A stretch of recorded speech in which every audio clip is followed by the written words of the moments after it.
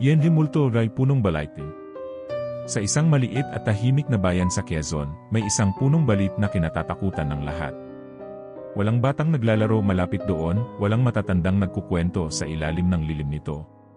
Sinasabing ang sinumang maglakas loob na lumapit sa punong iyon ay hindi na muling makakabalik o kung makabalik man, hindi na sila kailanman magiging pareho.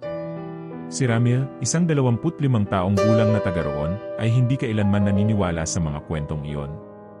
Para sa kanya, katang-isip lang ang mga aswang, engkanto, at multo. Ngunit isang gabi, matapos ang inuman kasama ang kanyang mga kaibigan, napadaan siya sa harap ng puno. Madilim, mahangin, at halos walang tunog ang paligid maliban sa mahihinang dagundong ng alon mula sa di kalayuang ilog. Sa gitna ng kalasingan, naisipan ni Ramil na patunayan sa lahat na walang masamang mangyayari. Wala namang kwenta yang mga sabi-sabi, sigaw niya bago niya hinawakan ang katawan ng balit at tumawa.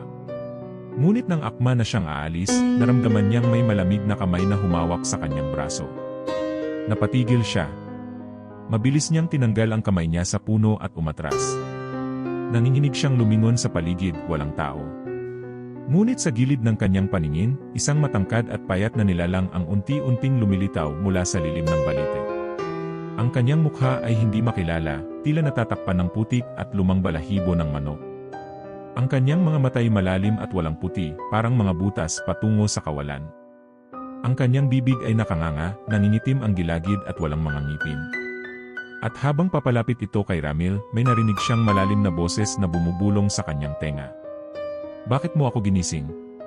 Napalunok si Ramil. Sinubukan niyang umatras, ngunit tila mabigat ang kanyang katawan.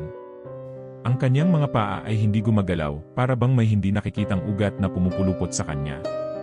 Nagsimulang bumaluktot ang katawan ng nilalang, dahan-dahang gumagapang ang mahahabang daliri nito papunta sa kanyang mukha. "Matagal akong natulog. Pero ngayon, ikaw ang aking papalitan." Sumigaw si Ramil, ngunit walang tunog na lumabas mula sa kanyang bibig.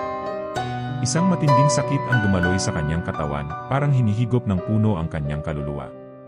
Kinabukasan, natagpuan ng mga tao ang kanyang katawan sa ilalim ng punong balit, nakadilat ang kanyang mga mata, nakanganga, at wala ng kaluluwa. At mula noon, sa bawat gabing walang buwan, may isang anino ang lumilitaw sa ilalim ng puno. May mga nagkukwento na nakikita nilang isang lalaki ang nakatayo roon, walang mukha, nakatulala, at naghihintay ng susunod na biktima. Nagustuhan ni Eva ni kwentong igi? Huwag kalimutang mag-like, mag-share, at mag-subscribe para sa mas marami pang nakakakilabot na kwento. I-click ang notification bell para hindi mahuli sa susunod na takot. Minsan, ang akala mong ordinaryong puno ay may bantay na hindi mo gustong magising.